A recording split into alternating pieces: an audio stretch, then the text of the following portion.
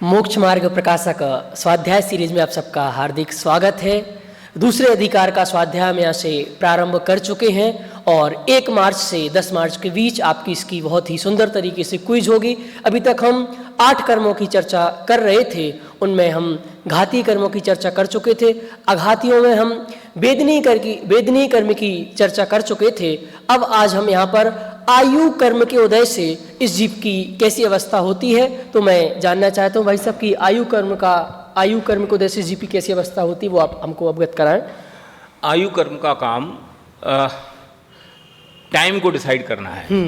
आयु कर्म के उदय से जीव किस गति में जाएगा, तो कब तक रहेगा, ये इसका निर्णय कि कहाँ जाएगा और कब तक रहेगा, इसका निर्णय ये आयु कर्म का काम है। आयु कर्म के उदय से जीव मनुष्य गति, त्रियंच गति, देव गति, नरक गति, इनमें कितने काल पर्यंत रहेगा, इसका निर्णय होता है। अब जब आयु कर्म के उदय से ये निर्णय हुआ कि यह जीव यहाँ इतनी देर तक रहेगा, तो इसका उल्टा जवाब ये हुआ, अथवा इसका अपोजिट अर्थ ये हुआ कि इसके पहले नहीं हो जाएगा। ये भी तो अर्थ हुआ कि आयु कर्म समझ लो 33 सागर का बंधा, चाहे समझ लो स्वर्ग का चाहे नरक का, तो इसका ये अर्थ भी हुआ कि 33 सागर के पहले वहां से नहीं निकलेगा। अब इससे ठीक ऐसी त्रियंच गति और मनुष्य गति में आओ कि किसी को मान लो 100 साल की उम्र बंधी आयु के, किसी त्रियंच की आयु या किसी मनुष्य की आयु 100 साल है, तो इसका अर्थ ये भी है कि वो 100 साल के पहले नहीं जाएगा। लेकिन चूंकि तत्वार्थ सूत्र का एक वो सूत्र के अकाल मरण से वो आयु खत्म भी हो जाती है, वो सब्जेक्ट अभी अलग है, अपन अभी उस सब्जेक्ट को यहाँ नहीं खोल रहे। पर कोई भी जीव की स्थिति और मरण वो आयु कर्म का निर्धारण करेगा कि जब तक आयु कर्म का उदय है, जब तक वो उस रूप में रहेगा, और जब उसका क्षय हो जाएगा तो वो उस अवस्था रूप से खत्म हो जाएगा। तो इसके विपरीत बिल्कुल दोनों चीज़ें देखते हैं कि जब डॉक्टर के पास जाते हैं तो आयु ज़्यादा बढ़ जाती है, और एक्सीडेंट हो जाता है उसकी आयु कम हो जाती है। मतलब उसको लगभग 40-50 साल जीना चाहिए, पर 20 साल लड़का एक्सीडेंट में मर जाता है, इतनी जल्दी उसकी आयु चली गई। और कोई व्यक्ति बीमार था, डॉक्टर के पास गया, 10-5 साल और जी गया। ये आपको कैसे पता कि उसको इतने साल जीना था? मैं अगर ये कहूँ कि कोई आदमी एक्सीडेंट में 20 साल में मर गया, तो ये भी तो हो सकता है कि उसकी उम्र ही 20 साल हो। ये तो हमने एक्सपेक्टेड कर रखी थी कि उसकी 40 साल देखते ना कि मनुष्य आयु का, हाँ, पर एवरेज है तो सबकी उतनी है, ये तो अंदाज ही तो है। लेकिन नियामक कारण कौन? कि नियामक कारण आयु कर्म का उदय। इसलिए जिसकी जितनी अवस्था थी उस अवस्था के पहले नहीं मरेगा। लेकिन दूसरी बात जो आपने अब मतलब प्रश्न उठाया कि किसी की आयु तो थी 60 साल, और एक्सीडेंट के कारण, विषघात के कारण, किसी भी आत्मघात के कारण वो समझ लो 15 साल में मर गया। समझ लो अवधि यानी मिनराज से पूछा कि इसकी उम्र कितनी है, तो उन्होंने कहा 60 साल। उन्हें आयु कर्म के निशो को देख के बता दिया, और फिर 3 दिन बाद ही वो मर गया। तो अब क्या हुआ? तो वो उनने जो 60 साल बताई थी उसका क्या हुआ और इसका क्या हुआ? कि भैया वो जो उसका मरण हुआ तो उम्र तो उसकी 60 साल ही थी, तो फिर उम्र के पहले मर क्या गया? उम्र के पहले नहीं मर गया, वो निषेक उदय में शीघ्र आकर के खिर गए। स्थिति तो पूरी बांधी थी, लेकिन पूरी स्थिति पूरी नहीं की, और स्थिति पूरी किए बिना पहले आकर के किसी कारण विशेष से खिर गए। शास्त्रों में तो इसके लिए मटके का उदाहरण बहुत बढ़िया आता है कि कोई मटके में पानी भरा हो और छेद हो, तो छेद से उस मटके का पानी कितनी देर में खाली होगा? कि 2 घंटे में। तो कोई सामान्य कैलकुलेटर से आप कैलकुलेशन लगाओगे कि 1 मिनट में इस मटके से 1 लीटर पानी जाता है, तो 4 लीटर अगर पानी तो कितनी देर में खाली होगा? कितनी देर में खाली होगा। लेकिन कोई बच्चा आए और धक्का दे, मटका टूट जाए, पूरा पानी गिर जाए, तो गिर जाएगा। तो फिर तो वो बात खत्म हो गई। आयु कर्म के संदर्भ में वैसे। लेकिन फिर अब यहाँ प्रश्न ये आ गया कि आखिरकार जीवन मरण का नियामक कारण कौन? कि जीवन मरण का नियामक कारण तो आयु कर्म ही रहा ना। भाई आयु कर्म अगर शेष होता तो नहीं मरता, लेकिन आयु कर्म खत्म हो गया तो मर गया ना। हम ऐसे हजारों घटनाएं, सैकड़ों घटनाएं देखते हैं कि आदमी बैठा था, ऐसी कोई खास उम्र भी नहीं थी, लेकिन एक सीढ़ी से गिरा, ऑन द स्पॉट एक्सपायर हो गया। और 14वीं मंजिल से गिरे, मलबे के नीचे 3 दिन तक जब दबा भी रहे तो भी जिंदा निकल आता है। तो समय के पहले मरा, समय के बाद मरा, वो अलग सब्जेक्ट हो गया। लेकिन मरण तो आयु कर्म के अभाव पे ही हुआ ना, आयु कर्म के बिना तो नहीं हुआ। हॉस्पिटल में भी, अस्पताल में भी आपको कोई दवाई जब ही लगी जाओ आपकी आयु कर्म शेष थी, और आयु कर्म शेष ना हो तो डॉक्टर भी हाथ खड़े कर देता है हाँ। कि भाई साहब मैं कुछ नहीं कर सकता हूँ, अब तो समझ लो दुआ का काम नहीं है, अब तो दुआ का काम है, घर ले जाओ। आखिरकार एक स्टेज के बाद भी तो हाथ खड़े कर देते हैं। इसलिए आयु कर्म के उदय से जब तक आयु कर्म है उस अवस्था को कोई हटा नहीं सकता, और जब आयु कर्म का उदय नहीं रहेगा तो उस अवस्था को कोई रोक नहीं सकता।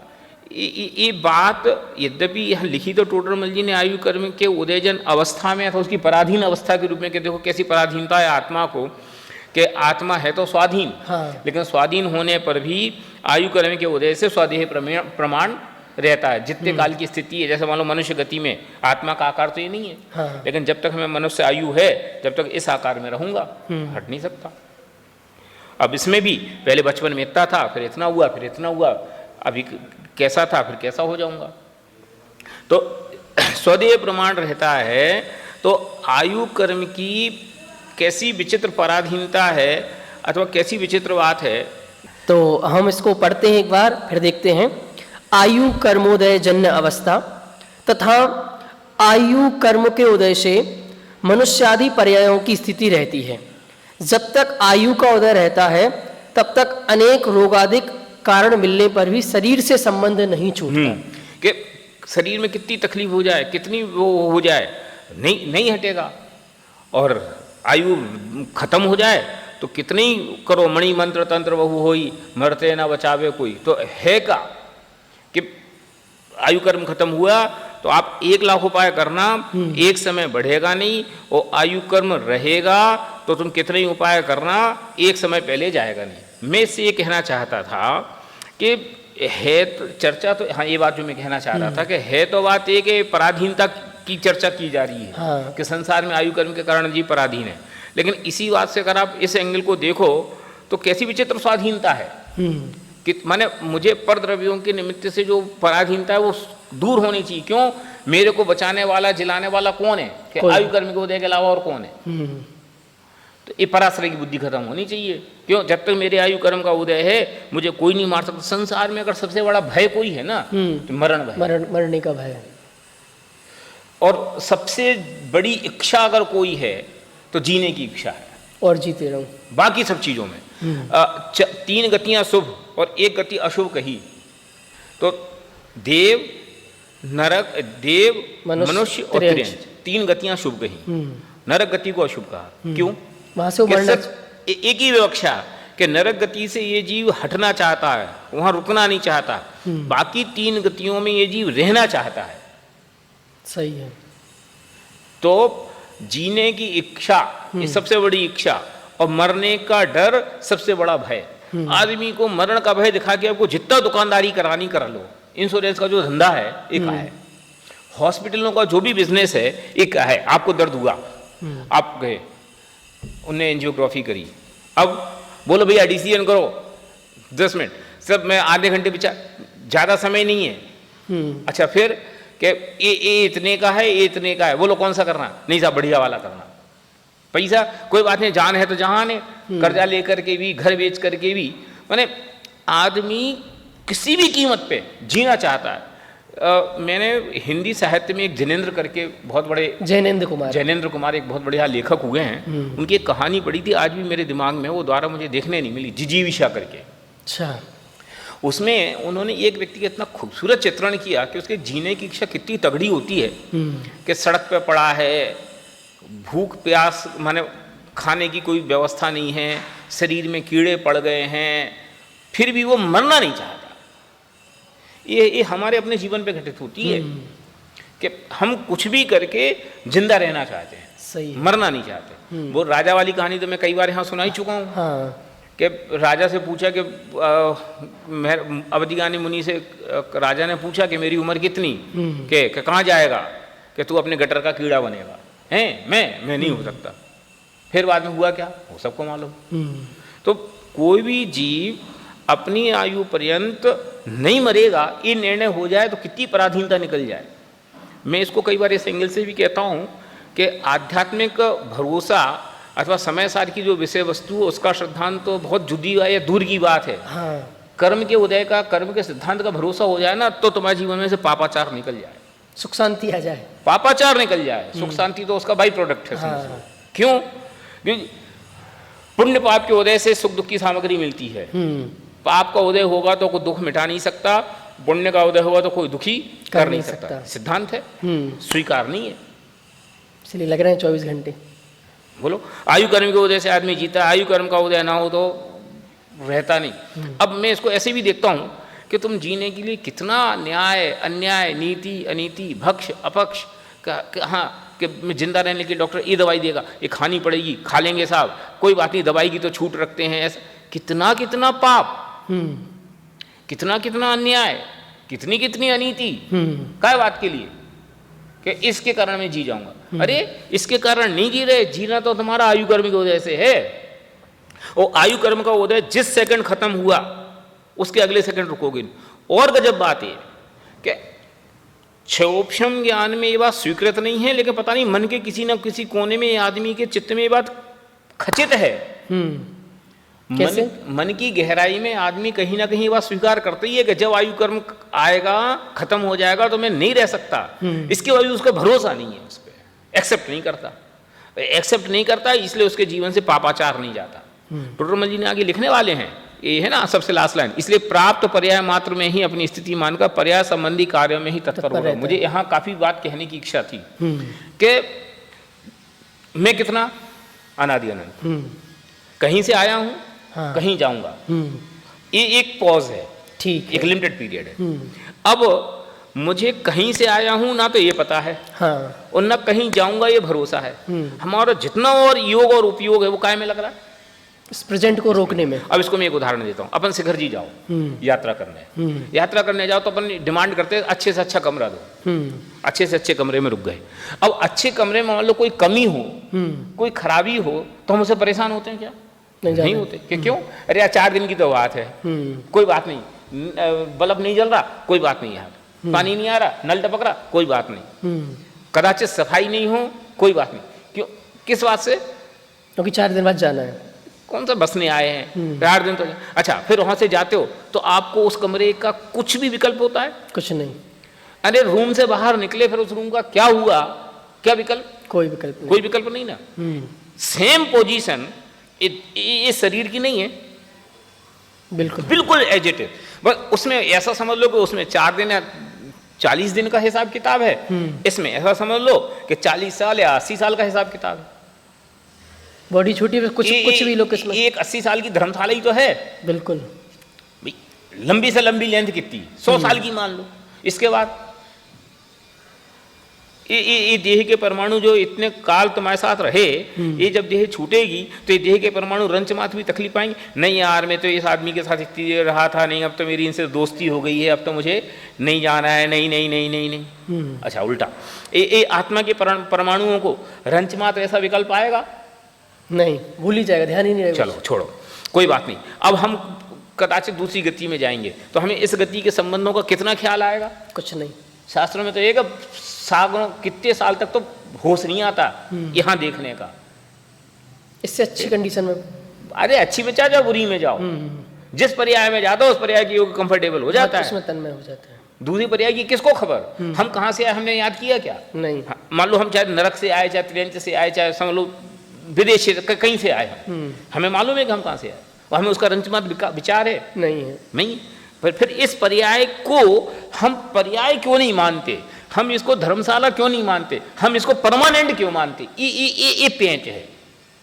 एक बार इसमें धर्मशाला की बुद्धि आ जाए, टेम्परेरीनेस की बुद्धि आ जाए, तो इसके निमित्त से होने वाले कितने पाप परिणाम अपने आप खत्म हो जाए। न्याय अन्याय, नीति अनीति, भक्ष अभक्ष, सब काय के लिए? इस शरीर के लिए। शरीर के लिए, और थोड़ा को तो शरीर से संबंधित जो संबंधी उनके लिए, कि वो तो उनने गई थी इसलिए मैं कर लिया, अब इनके यहाँ गए थे, अब अगर वो नहीं मानते तो वे क्या सोचते। इसके लिए तो कि ये तो इतना तो करना ही पड़ता है, इसके बिना तो वो चीज होती नहीं। अरे कैसी बातें कर रहे हो भैया, क्यों? क्योंकि हमें हमारे अनादि अनंत पने का विचार नहीं है। और दूसरी इसमें सबसे मजे की बात तो कि ये जो पाप किया बॉडी के लिए तो 80 साल की थी, पर आपने पाप किया भी ना जाने कितने सालों तक चलेगा, कितने सागरों पर्यंत के लिए बांध लिया इससे। और भैया दूसरा इसमें मुद्दे की बात तो ये है, तो फिर हम घुमा फिरा के डॉक्टर के पास जाए कि नहीं जाए? क्यों नहीं जाए? 100% जाए। हम मना कब कर रहे हैं? मैं डॉक्टर के पास जाने का निषेध नहीं है, निषेध इस बात का है कि डॉक्टर भगवान नहीं है, एक बात। दूसरी बात, हम जिस अवस्था में हो उसमें ऐसे विचार आए भी नहीं। मैं कहता हूँ निश्चय व्यवहार की यथावत संधि है। हम जब ये कह रहे हैं कि हम अनादि अनंत हैं, तो जो लोक व्यवहार है उसमें भी कोई डिस्टर्बेंस नहीं आता है। और अगर लोक व्यवहार बदल जाए तो इससे बढ़िया कि इसी का नाम तो संन्यास है। जो सन्यासी किसका नाम? जो लोक व्यवहार से पार हो गया, जिसको लौकिक रीतियों से कोई लेना देना नहीं रहा, वो सन्यासी हो गया। साधु कौन? हाँ। मोक्ष मार्गी जो है, हाँ। जो लौकिक रीतियों से पार है।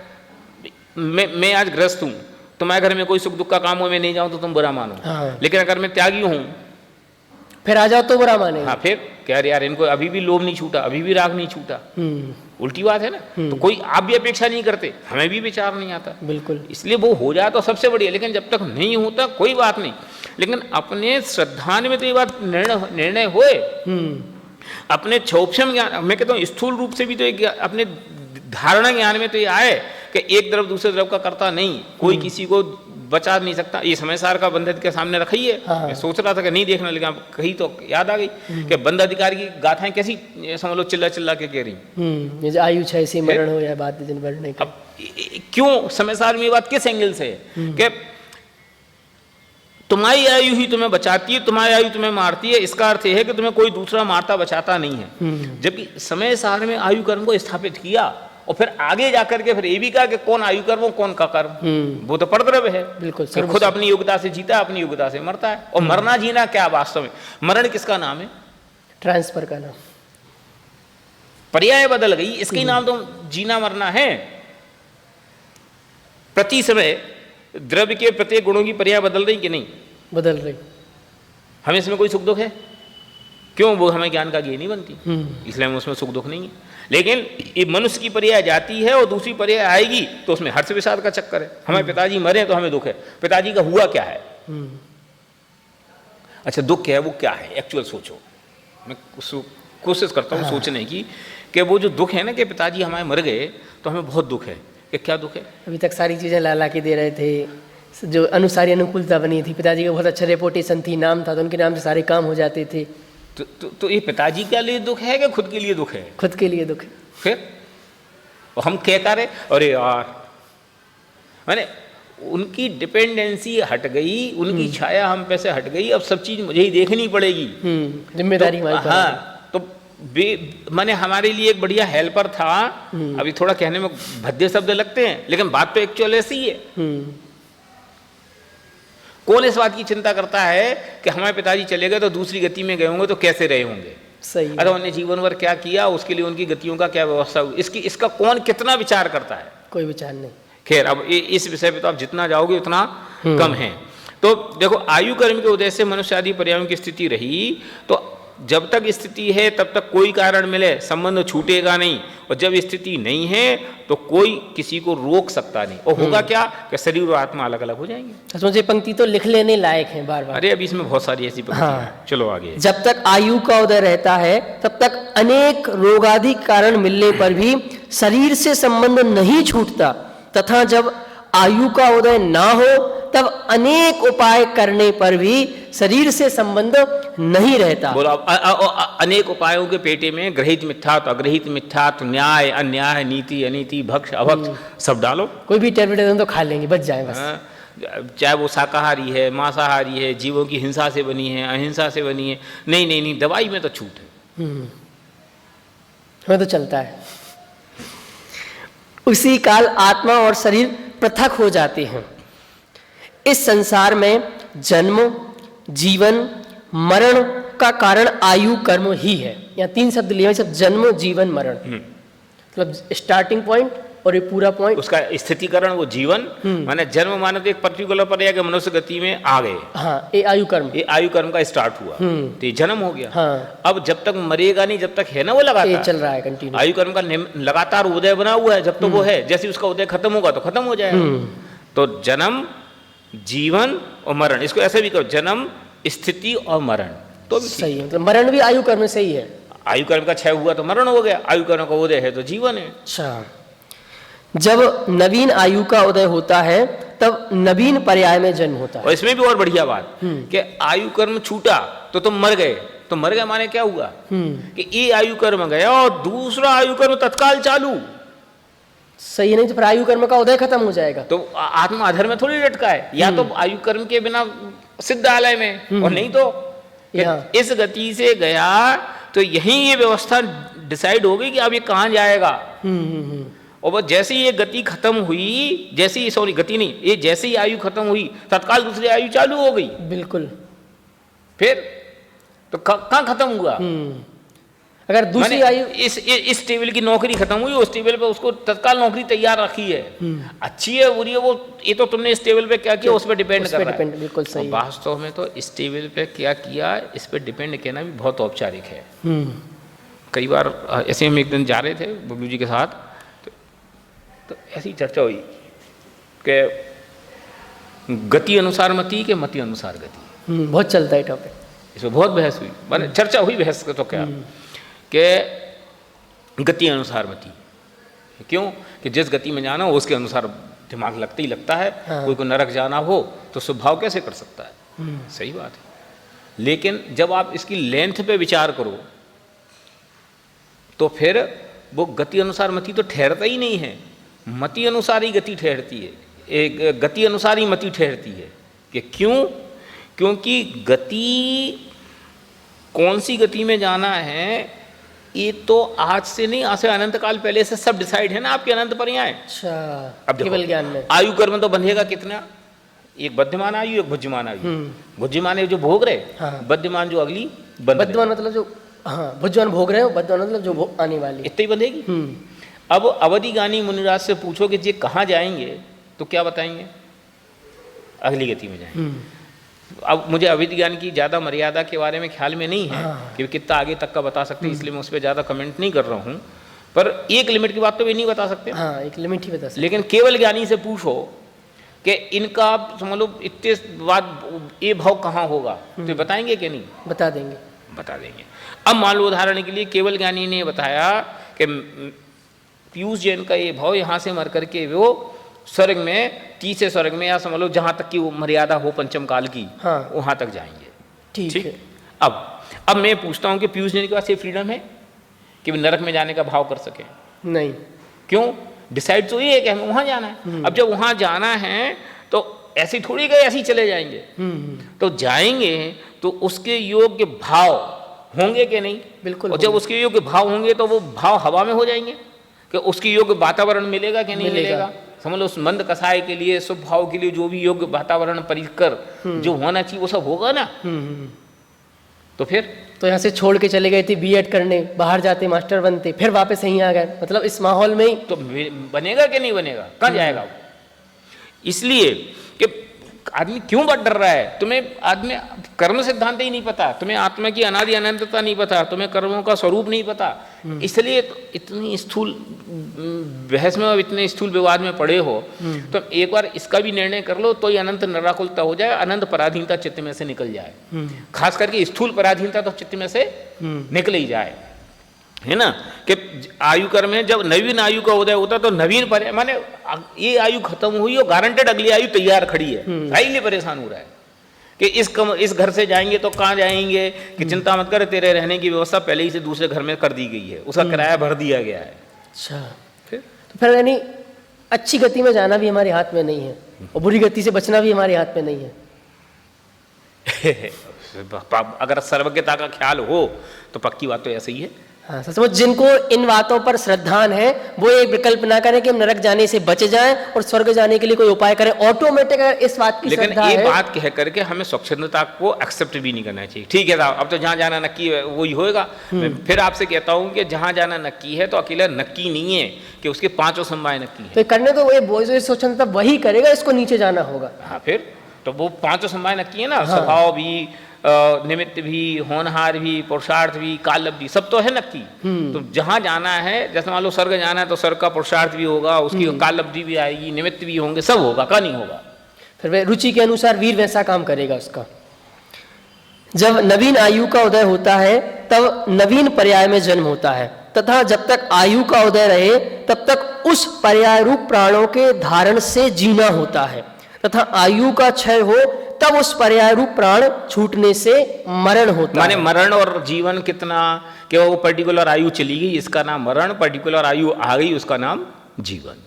इसके अलावा क्या है? आत्मा में मरण क्या हुआ, आत्मा का जीवन क्या हुआ, कि आत्मा में तो ये पर्याय पलट रही है।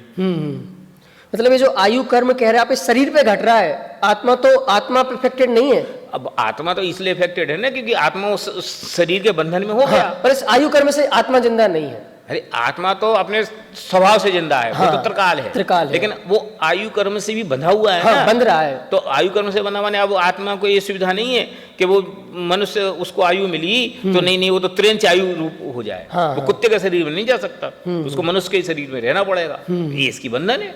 हाँ, पर इस शरीर रूप बंधन है, पर हाँ। आत्मा अपना इंडिविजुअल है, उसका अस्तित्व अपने कारण से, आयु कर्म के कारण उसका अस्तित्व नहीं है। सहज ही ऐसा आयु कर्म का निमित्त है, दूसरा कोई उत्पन्न करने वाला, क्षय करने वाला या रक्षा करने वाला है नहीं। इसको आप परमत की अपेक्षा से भी समझ सकते हो, उत्पन्न करने वाला, क्षय करने वाला या रक्षा करने वाला नहीं है। हाँ। कि ब्रह्मा बनाते हैं, विष्णु संभालते हैं, शंकर जी नष्ट करते हैं, ये नहीं है। और समय सार में तो ये कहा ना कि ब्रह्मा विष्णु महेश कोई दूसरे थोड़ी तुम्हारी के चित्त में, तुम सबको मैं नहीं रहूं तो कोई सब चीज बिगड़ जाए, तुम ही विष्णु हो। ये विष्णुपना आ गया ना तुम्हें, कि मैं संभालू तो सब संभले रहते हैं, मेरे कारण सारा घर एक है, मैं न रहूं तो घर का पता नहीं क्या हो, मैं नहीं हूं तो सब चीज बिगड़ जाए। बिल्कुल। और मेरी ये कहा गजा मजाल का कोई एक एक करके निपटा दूंगा, तुम ही शंकर हो। सही है। क्यों? क्योंकि तुम सबको कंट्रोल करने की पावर की बात कर रहे हो, वास्तव में तो कोई किसी को कंट्रोल करने वाला है नहीं। सही है। ये अभिमान जिसके चित्त में है वही उस परिणमित हो रहा है। इसलिए कोई उत्पन्न करने वाला नहीं, क्षय करने वाला नहीं, ये रक्षा करने वाला नहीं। ये बात आए तो इष्ट अनुयोगज और अनिष्ट वियोगज, ये इष्ट वियोगज जो अनिष्ट संयोजक जो हमारे आर्त ध्यान के परिणाम है, बल्कि मैं कहता हूँ आर्त ध्यान के आर्त ध्यान और रौद्र ध्यान दोनों के परिणाम चित्त में से गायब हो जाए। सही है। और धर्म ध्यान का उदय हो। बिल्कुल। तथा जैसे कोई नवीन वस्त्र पहनता है, ये जो उदाहरण है ना, इस उदाहरण को आप इमेजिनेशन करो। ये इमेजिनेशन माने ये उदाहरण तो हम पढ़ लेते हैं, इस उदाहरण को आप अपने पे महसूस करके देखो। महसूस करके देखो कैसे, कि कल हम कोई दूसरी शर्ट पहने थे, हाँ। आज हमने वो उतार के टांग दी। अब हमें कोई चित्त में विकल्प है कि उस शर्ट का क्या हुआ, क्यों? तत्काल दूसरी अलमारी में उठाई, खोली और पहन ली। हमें क्या विकल्प है? कोई विकल्प नहीं। ऐसे ही कि एक नवीन वस्त्र पहनता है, कुछ काल पहने रहता है, उसको छोड़कर अन्य वस्त्र पहनता है। तो उसी प्रकार जीव नवीन शरीर धारण करता है, हाँ। कुछ काल धारण किए रहता है, फिर उसको छोड़कर अन्य शरीर धारण करता है। तो अब जब तुम्हें शरीर शर्ट के पहनने में और उतारने में विकल्प नहीं आता है, तो ये पर्याय के बदलने में और उतारने में क्यों विकल्प आता है? और इसमें भी जो तत्काल प्रति समय पर्याय बदलने, इसमें तो कोई विकल्प नहीं आता।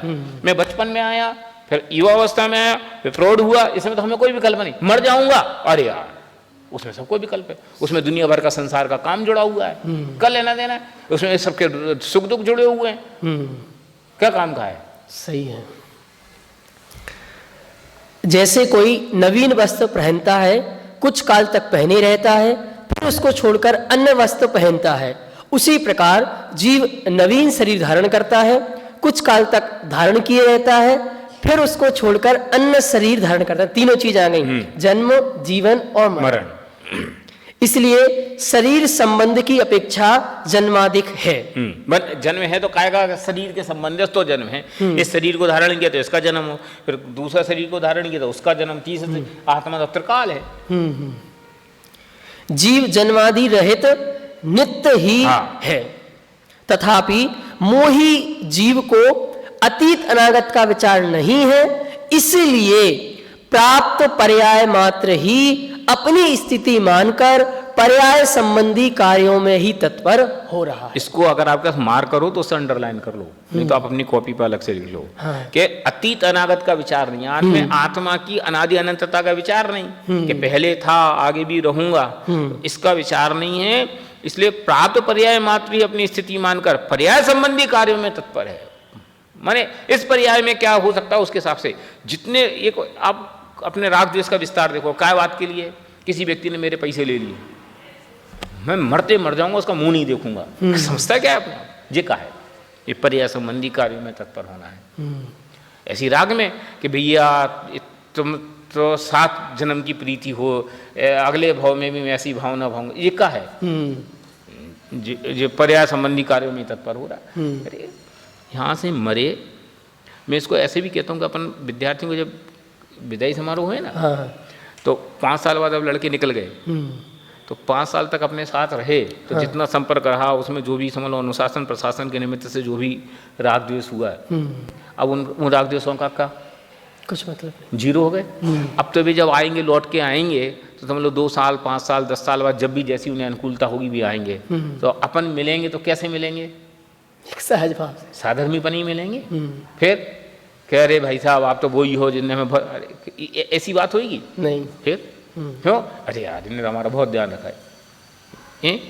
क्यों? क्योंकि काय उस 5 साल के उस पीरियड से क्या हुआ, लेकिन हम अपना जीवन काय में खत्म कर देते हैं। अच्छा इसको तो कैसे निपटाऊं, इसको तो खटखटी करके देखूंगा, इसको तो कितनी कसा है। अरे कर लेने देना, 5 साल बाद कोई किसी का मिलने वाला नहीं, चाहे तो भी मिलने का समय नहीं मिले। तुम बुलाते हो हर बार, अपन विद्यार्थियों को बुलाते, कौन कितने आ पाते हैं? ऐसा नहीं कि वे चाहते नहीं, चाहने के बावजूद भी सबकी समय की अनुकूलता जुदी जुदी होती है कि नहीं होती? बिल्कुल। अब वो का मतलब उसका साय का मतलब उस राग का है। ऐसे ही कि प्राप्त पर्याय मात्र अपनी स्थिति मानकर पर्याय संबंधी कार्यों में तत्पर हो रहा है, माने पर्याय के निमित्त से सब प्रकार के पाप करने के लिए तैयार है, पर्याय के निमित्त से सब प्रकार के अधर्म अनीति सब करने तैयार है। इसके और कदाचित जो धर्म करे वो भी पर्याय के निमित्त से कि क्या कि मोक्ष स्वर्ग मिल जाए। सही है, बढ़िया तपस्या। अरे भैया क्या है, इससे क्या लेना देना? ये तो पर्याय है, तो पर्याय नहीं है। पर्याय की दृष्टि क्यों है? क्यों? पर्याय भोगने में आती। अरे किसके अगर द्रव्य का आश्रय हो तो वो पर्याय में भी आनंद ही भोगने में आए, और द्रव्य की दृष्टि ना हो तो पर्याय का वो दुख ही भोगने में आता, सुख भोगने में नहीं। और आप तो एक बहुत लंबे पीरियड की बात कर रहे हैं, मैं तो छोटे छोटी पीरियड की बात कहूँ कि प्राप्त पर्याय, मतलब स्पर्शन इंद्री का प्राप्त, मतलब एक समय का वो विषय था, उसके लिए कुछ भी खाने को तैयार बोलो। है। थोड़े से कपड़े अच्छे चाहिए थे, मोबाइल अच्छा चाहिए था, उसके लिए कुछ भी करने तैयार है। बिल्कुल एक छोटे छोटे से पीरियड के लिए। अब मैं इसको कहता हूँ, कोई लड़के मम्मी पापा ने डांटा और घर से गुस्सा होकर भग गए। हाँ। ये क्या है? ये पर्याय मात्र अपनी स्थिति मानकर पर्याय संबंधी कार्य में इतनी गंदा, उसके पीछे उसकी जिंदगी बदल गई कि नहीं साहब अब तो मैं मुंह नहीं दिखाऊंगा। मुंह नहीं दिखाएगा तो क्या होगा? फिर किसी होटल में बर्तन मांजिएगा। वो तो लाखों में कोई एक आध की कहानी ऐसी होती कि भैया घर से भग गए थे। अच्छा। और बर्तन मांजते रहे और धीरे धीरे धीरे आज बड़े आदमी बन गए, अब घर मिलने आए तो पूरा शहर उसको देख रहा है। लेकिन 99 तो बेकार ही जाते हैं, ऐसे चल जाते हैं। वैसे अतीत अनागत का विचार नहीं है, मतलब अतीत अनागत माने भविष्यकाल और भूतकाल का विचार नहीं। अतीत माने भूतकाल, अनागत माने भविष्यकाल, कि हम पहले भी थे, वो आगे भी रहेंगे। है ना विचार कि भाई मैं कल 10वीं तक था, आज मुझे फ्यूचर में ये करना है, फ्यूचर में ये करना अपनी है। खुद की इस पर्याय के अलावा के पर्याय का कहाँ विचार है हमें? तो इस पर्याय के अलावा भी पर्याय है। अरे हम अनादि अनंत हैं, तो हम बिना पर्याय के कैसे रह जाएंगे? यही तो मैं कह रहा हूँ कि मैं कहीं से आया हूँ, हमें इसका कहाँ ख्याल है, और कहीं जाने वाला हूँ उसका कहाँ ख्याल है। अच्छा, अपनी जो तैयारी है वो तैयारी क्या बात की है? हमारा योग और उपयोग का सबसे ज़्यादा समय किसी बात में खर्च हो रहा, तो इसी बात में तो खर्च हो रहा है कि इस पर्याय की स्थिति कैसी रहेगी। अब मैं इसको ऐसे भी कहता हूँ कि कई बार अपन रिटायरमेंट की प्लानिंग करते हैं। हाँ। क्या करते हैं कि यार अच्छी नौकरी है, थोड़ा सा पैसे बचाने चाहिए, अथवा कोई रिटायरमेंट का प्लान ले लो। कि क्यों? क्योंकि जब नौकरी नहीं रहेगी तो हम लोग खाने पीने की व्यवस्था तो बराबर हो। इतनी रिटायरमेंट है। अब मैं कहता हूँ वैसा वाला रिटायरमेंट की क्या प्लानिंग है तुम्हारी? सही बात, इस पर्याय से जो रिटायरमेंट होना है। अब तुम जब इस पर्याय से जाओगे तो तुम्हारे पास खाने के लिए क्या व्यवस्था है, फिर वेतन मिलेगी इसकी क्या व्यवस्था है? वेतन से मेरा आशय है कि योग और उपयोग की निर्मल दशा वो रहे, इसके लिए क्या किया? बिल्कुल, कि दूसरे भाव में जाकर के भी वहाँ शांति बनी रहे, इसके लिए हमने क्या तैयारी की कि इसकी तो हमने कोई तैयारी का हमें विचार में ही नहीं आती, हमें विचार श्रेणी में नहीं आती। दुनिया में 1% लोग सोचते हैं और इसके बाद क्या करते होगा। भी हैं प्रयत्न, तो इस बात के लिए करते हैं कि हम इस पीढ़ी में सात पीढ़ियां सुखी रहें, ऐसी व्यवस्था कर जाएं। हाँ। पर वे तो 7 पीढ़ी सुखी रहेंगी, लेकिन तुमने इतना जो पाप करके जो कमा लिया, इसका क्या होगा?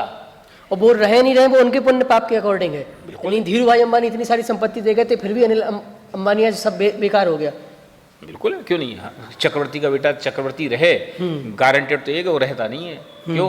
क्योंकि उसके लिए कुछ पुण्य चाहिए, और उसका पुण्य हो ही नहीं तो कोई क्या करेगा। बिल्कुल। तो हम बिल्कुल इस आयु कर्म का स्वरूप समझकर इस प्राप्त पर्याय मात्र में ही तन्मय ना हो। हमारी स्थिति इस पर्याय के अलावा भी बहुत कुछ है। सचमुच ये तो एक बूंद नहीं है, इस समुद्र की ये जो पर्याय जिसको बूंद बड़ी कह रहे हो आप। हाँ, नहीं बूंद भी बहुत बड़ी कह दी हमने।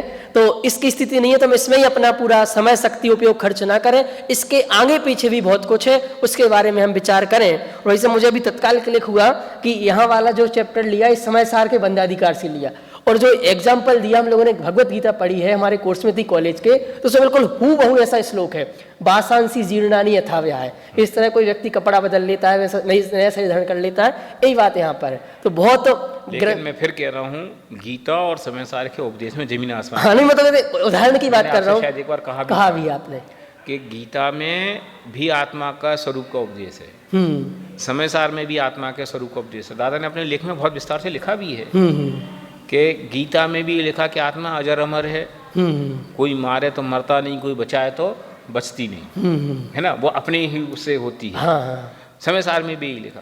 फिर गीता के लिखने में और समय सार के लिखने में फर्क क्या है? कि गीता और समय सार के लिखने में फर्क उसके उद्देश्य का है। कि गीता में ये लिखा कि आत्मा कोई किसी को मार नहीं सकता, बचा नहीं सकता, तो अर्जुन तू क्यों चिंता कर रहा, तू तो मार। ये गीता का उपदेश, क्योंकि युद्ध क्षेत्र में अर्जुन को वैराग्य आ गया था, उसके स्थितिकरण के लिए श्री कृष्ण ने उपदेश दिया था।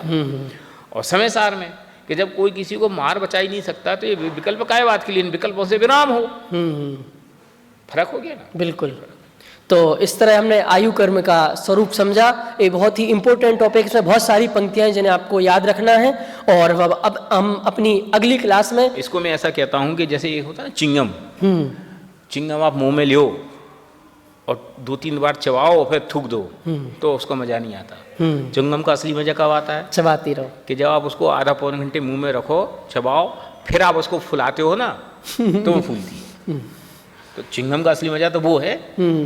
ऐसी ये चिंगम जैसी चबाने की चीजें हैं। इसमें पढ़ने में क्या है? सूक्ष्म ज्ञान में शब्दों से ख्याल आ गया, थोड़ा बहुत तत्व का ज्ञान हो तो शब्दार्थ भी ख्याल में आता है, भावार्थ भी ख्याल में आता है। अब शब्दार्थ भावार्थ तो ख्याल में आ गया, लेकिन इसका मजा कब आए? कि मजा जब आए जब आप उसको चबाओ। सही है। ये चिंगम जैसे चबाने है ना। प्राप्त पर्याय में ही अपनी स्थिति मान का पर्याय संबंधी कार्य में तत्पर हो रहा। अब करो इसको लंबा, मैंने अपनी सब चीज़ों पे विचार करो कि हम क्या कर रहे अपने जीवन में। आप देखो कि हमने क्या क्या किया, उसमें से कितने % हिस्सा तो इस बात के लिए कि ये जो मनुष्य पर्याय मिली ये सुखी रहे, और कितने % हिस्सा इस बात का प्रयत्न है कि मुझे आगे कहीं जाना है, उसके लिए भी मैंने कुछ किया है कि नहीं किया। सही बात है। तो नेगेटिव बैलेंस ही मिलेगी कि जो कुछ कर रहे हैं हम इस पर्याय के लिए कर रहे हैं, हम अपने लिए कर रहे हैं, अपनी पत्नी के लिए कर रहे हैं, अपने बच्चों के लिए कर रहे हैं, माता पिता के लिए कर रहे हैं, समाज के लिए कर रहे हैं, राष्ट्र के लिए कर रहे हैं, और ज़्यादा है तो विश्व के लिए कर रहे हैं। लेकिन वो सब सुखी रहे। अरे भैया फिर यहाँ से जाएगा तो फिर तुम सुखी रहेगा कि नहीं? ऐसा भी होता है क्या? पता ही नहीं। इसके कहते मैं टू डू लिस्ट में मैं अगले पर्याय में जाऊंगा, ये बात ही नहीं है हमारे सही बात। काम की सूचियों में कि मैं इस पर्याय में सुखी हुई तो है, इसके लिए तो प्रयत्न है। देखो अब बात निकली जिसलिए कह देता हूँ कि 8-9 साल तक तो समझ लो ज्ञान नहीं रहा, लेकिन अब तो चीज़ें बदल गई। अब तो समझ लो ज्ञान के माता पिता ही अवेयर हो गए। तो लगभग 20-25 साल तक बच्चा इस बात के लिए अपने सुख की तिलांजलि देता है कि पढ़ेगा नहीं तो करेगा क्या। जिंदगी ये सुन के बड़े हो गए। चाहे वो 8वीं का एग्ज़ाम हो, चाहे 10वीं का एग्ज़ाम हो, चाहे 12th का एग्ज़ाम हो, चाहे ग्रेजुएशन हो, चाहे पोस्ट ग्रेजुएशन हो, चाहे कंपटीशन एग्ज़ाम, कि बेटा कर ले, कुछ दिन की मेहनत है, जिंदगी भर सुखी रहेगा, कर ले, कुछ दिन की मेहनत है, ठीक है। तो उसमें उसने बचपन में उसको जो करने की इच्छा थी नहीं किया। क्यों? यार मैं खेलूँगा तो फिर एक गड़बड़ हो जाएगा, मैं घूमने जाऊँगा तो एक गड़बड़ हो जाएगा, शादी में जाऊँगा तो, मैंने लौकिक एंगल से कह रहा हूँ मैं, पारलौकिक एंगल की तभी बात ही नहीं कर रहा हूँ, उसमें खत्म ठीक है। फिर उसके बाद आगे के 20-25 साल इस बात में लग गए कि वो सेटल हो जाए, नौकरी तलाश के, नौकरी में सेटल होए, फिर समझ लो शादी करे, फिर शादी करके बच्चे पैदा करे, फिर बच्चे ठीक हों, फिर सेटल हो। अपनी पूरी ज़िंदगी का सुख का काल उसमें निकाल दिया। क्यों? अभी घूमने जाने की इच्छा थी, अरे यार अभी तो बच्चे छोटे हैं कैसे जा सकते हैं, फिर बच्चे थोड़े बड़े हुए, अरे यार अभी तो उनके स्कूल हैं कैसे जा सकते हैं, सोचो नहीं यार अभी तो हमें नौकरी का टाइम है, अभी तो सीजन का टाइम है, तो नहीं किया। फिर जब उम्र बीत गई, अब जा नहीं सकते, कुछ करने लायक बचे नहीं। अब पैसा तो भरपूर है पर कुछ कर नहीं सकते। क्या हुआ? मैं अगर लौकिक अनुकूल अपेक्षा से भी आप देखो कि आप ये कहते हो कि हम ये काम कर रहे हैं वो सुख भोगने के लिए कर रहे हैं, वास्तव में सुख भोगते ही नहीं है, भोग ही नहीं पाते, भोगते ही नहीं है। ये हमारे दिमाग में सुख की बहुत औपचारिक डेफिनेशन हो गई है कि अम्मा परेशान हो रही है काय बात में, बच्चे सुखी रहे, वो खुद पेट काट के उनके लिए रखती है, वो उसमें ही सुख मान रही है, वो अपना भरपेट खाना नहीं खा रही, वो अपने अच्छे से अच्छा नहीं पहन रही, अच्छे से अच्छा नहीं रह रही, वो सब चीज़ें काट काट करके काय के लिए संभाल के रख रही है, बच्चे के लिए, बच्चे को का सुख किया और वो उसमें ही सुख मान रही। गजब बात तो ये है, वे बढ़िया हो जाएं हम सुखी हो जाएंगे। अच्छा फिर बच्चे पैदा किए काय के लिए कि भैया बुढ़ापे का सहारा बनेंगे। किसके बच्चे बुढ़ापे का सहारा बनते हैं बताओ मुझे, ये तो अपनी आंखों के सामने है कि नहीं। हर घर में एवरेज, चाहे वो छोटे घर हों चाहे महानगर हों चाहे कोनू हो, कुछ 2-4 अपवाद छोड़ दो, हर घर में बुड्ढा बुड्ढी अकेले रह गए, कोठियां तो बड़ी बड़ी और कोई देखने वाला नहीं, बच्चे वेल सेटल्ड हो गए, उनके पास भी पैसे की कमी नहीं, इनके पास भी पैसे की, लेकिन इसके बाद उनको उनका सहारा नहीं, इनको इनका सहारा, और दोनों को बस फोन पे ही गाने गाने का सहारा कि मेरा लड़का था अमेरिका में सेटल हो गया, मेरा लड़का दिल्ली में सेटल हो गया, इतना बड़ा अफसर हो गया, ऐसा। अरे क्या करना, चाटना है? तुम्हें क्या है? तुम्हारी समाधि मरने की तैयारी क्या है? ये बात भी होती है, ये विचार का विषय नहीं। मैं कह रहा हूँ ना, ये पर्याय मैं चिंगम चबा रहा हूँ, प्राप्त मैंने इसको तो अपन एक शब्द कह के भी निकल लो तो बात तो पूरी हो गई, बिल्कुल। लेकिन ये चिंगम चबाने का मतलब क्या कि इससे आपको उसका मजा आए, आप इस पे अपने विचार को लंबाओ। और जिन लोगों ने टू डू लिस्ट में शामिल भी कर रखा है तो उन्होंने कहा कि 60 साल रिटायर्ड होने के बाद धर्म में लगेंगे, तो वो पता है क्या 60 साल का, यानी जो हमने सांस ली है अंदर गई है ये बाहर आएगी, इसका ठिकाना नहीं है। ये बात जब कहते तो सबको लगता है कि निराशाजनक बात है, निराशावाद की बात है। ये निराशावाद नहीं है, यथार्थवाद है। निराशावाद क्या, व्यवहारिक बात है। क्यों? कल ही अरे यार ये तो कल तो मिल गया, आज तो चल क्या हुआ, हम तो सोच रहे थे ये करेंगे ये करेंगे ये करेंगे, अब तो चले गए, क्या करना भैया। हमारे साथ भी ऐसा हो सकता है, इसलिए सावधानी, ये इसके लिए विचार है, निराशा के लिए विचार नहीं है। समझे एक नई आशा पैदा करने के लिए, एक नए उत्साह के लिए, नई रुचि के लिए काम हम करने वाले हैं। तो इस प्रकार हमने आयु कर्म का स्वरूप समझा, और अब हम नाम कर्म के उदय से और गोत्र कर्म के उदय से कैसी अवस्था होती है उसकी चर्चा हम अपनी अगली क्लास में करेंगे। तब तक के लिए सभी को सादर जय जनेन्द्र।